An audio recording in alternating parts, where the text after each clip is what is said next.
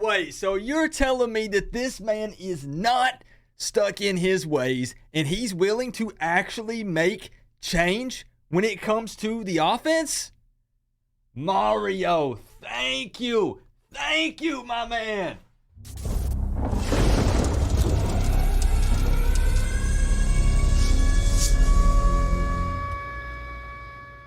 What's going on, Canes fans? That's right. Earlier this afternoon, it was confirmed that Mario hired a new offensive coordinator for the Miami Hurricanes by the name of Shannon Dawson. Now, in case you're not familiar with Dawson, we're going to talk about him just a little bit in this video, and then I want to give some pros and cons, in my personal opinion, for this hire. So Dawson comes from Houston, where he spent the last 2 years as the OC and quarterbacks coach. Now, he was technically there for 3 years, but he only coached the tight ends in 2019. Now, just to get straight to the point with my personal opinion of the hire, I have to say that on paper, I think that I like this guy. And I need you guys to understand, roll it back for just a second.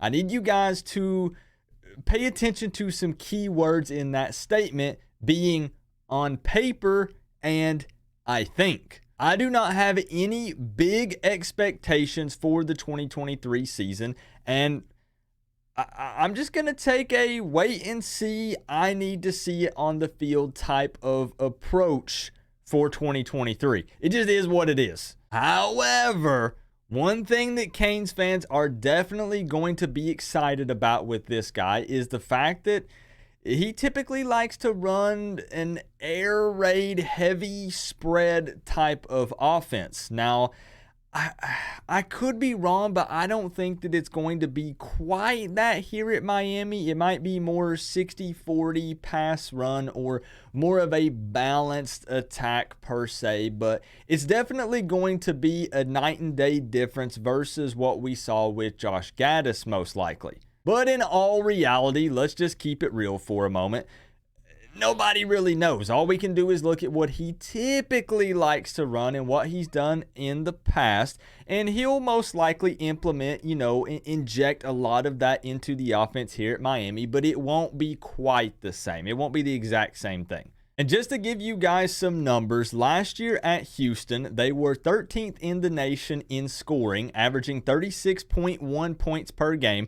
Again, I don't remember where we were at, but against Power 5 opponents, I think it was like 10 to 14 points or something. It was pitiful. It was absolutely horrible. And the reason I don't remember specifically is because I have removed that memory from my brain, and I'm not even going to go back and look up the number. But at Houston, 36.1 points per game last season, and they were 18th in the country when it comes to the most pass-happy offense. Trust me, right now, our guy, Tyler Van Dyke, has a smile on his face. Another interesting stat that I would like to throw your way is since 2011, the Miami Hurricanes have had 2 wide receivers, yes, 2, only 2, that have been able to crack 1,000 yards in a season, and that was Allen Hurns and Charleston Rambo. And we all know that Rambo was a transfer, but was still a Miami Hurricane at the time. But what's interesting here is Dawson's offense has had 9 wide receivers, yes, 9, that have cracked 1,000 yards since 2011. 9 versus 2 since 2011. That's insane. And it will also be a nice welcome change to see our offensive coordinator actually coaching the quarterbacks instead of what we saw with Gaddis and coaching the wide receivers. I like the OC-QB combo more than the OC receivers combo. Now, at this point in time anyways of filming this video, we don't know who the receivers coach is going to be, but I do hope that Mario speaks with Dawson and they kind of coordinate that hire together. I think that would be very important. We need some chemistry there because as we're seeing the Avengers of coaching staffs that we formed here at Miami, that experiment was a failure. It's over. There were too many big names, too many big heads in the room. There was no chemistry. They didn't gel. They didn't mesh. I could go on and on and on. And we're seeing even more departures in this coaching staff that we're going to talk about in the coming days. Kevin Smith. But anyways, I hope that he does consult with Dawson, and they hired the receivers coach together. Now, not everything is sunshine and rainbows with this hire. Now, I'm not trying to be a negative Nancy here, but there is always some bad that comes with the good. Nobody is perfect. We're all human. And Dawson, when he was back at Kentucky in 2015, was fired after just one season because his offense at the time was just that bad. There have also been many times, if you go back and look, that Houston's offense struggled to put up points in the first half of ball games. And me personally, I'm not really looking for another cardiac canes type of thing for the 2023 season and beyond. So hopefully, different set of athletes go in and, he's learned some things with his offenses, and hopefully that won't be a problem here at Miami. And as you also might have noticed, if you take a look at my thumbnail, I added in some comments from forum posts. Those were made by Houston fans, and they are actually celebrating his departure. They're actually happy that he's leaving, and as a matter of fact, they're laughing at Miami fans right now. They're saying, you guys are going to see, this guy sucks, he's garbage. But we do have to remember something here. That's what most fans are going to do when a coach leaves their team. They don't typically, there are always exceptions, guys, but the most likely scenario is that they're mad and they're upset that a coach is leaving. So they're going to say, well, we didn't like that guy anyways. He sucks. That guy, he was so bad here. I'm so happy that we're bringing in someone else. We're going to upgrade. That's what most fans are going to say anytime a coach leaves. Now, unfortunately for us, Michigan fans were 100% correct about Gaddis, so time will tell. We'll see. But all in all, Coop is okay with this hire.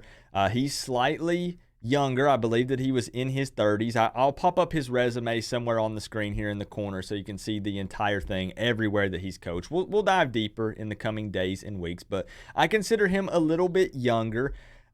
That should be a guy then that's hungry. It's kind of like we have with Guidry, right? Where I said these guys have something to prove, and this will be more of a long-term stable solution, not a one and done type of guy. And that is very important in my opinion. We struck out the first year with the OC and DC, and we're starting from scratch again, which is, again, there are some pros, but there's definitely some cons. It's tough to be starting all over again. Our expectations and what we have to gauge off of kind of starts at the bottom again because we don't really know what to expect if we're all being honest here.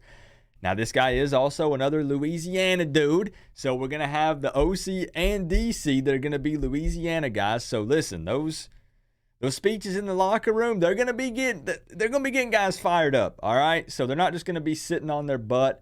These guys are from Louisiana, so they got some fire. So that's going to be really fun to see, and I'm just looking forward to it, man, because, even though it's a scary thing to start over again, we weren't happy with Gaddis.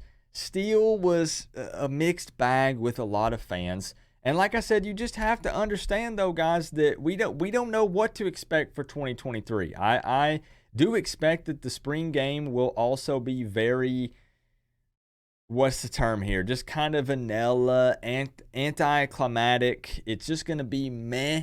But just go into it knowing that it's only a couple weeks away here. We're not going to show that much.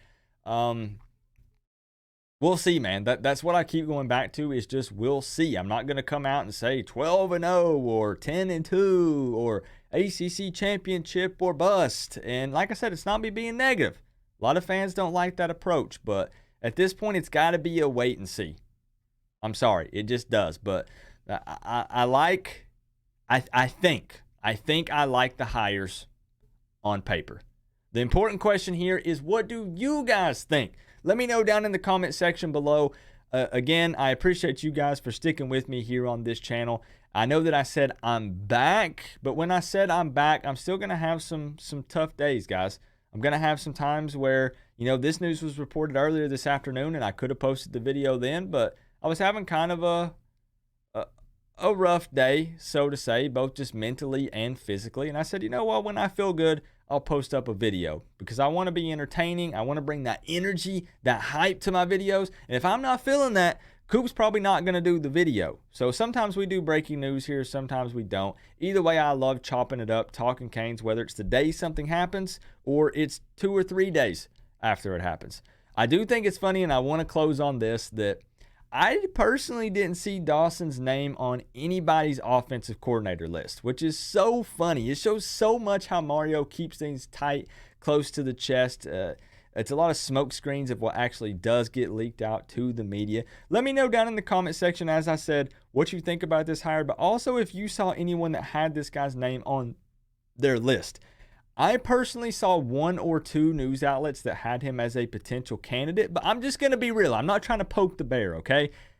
I saw his name on 1 or 2 lists, but those lists also had 20 to 25, even some of them had 30 names on it. If you just want to throw a bunch of names and hope that one of them sticks, so then you can come out and say, he was on my list of top 30 potential offensive coordinators for the Miami Hurricanes.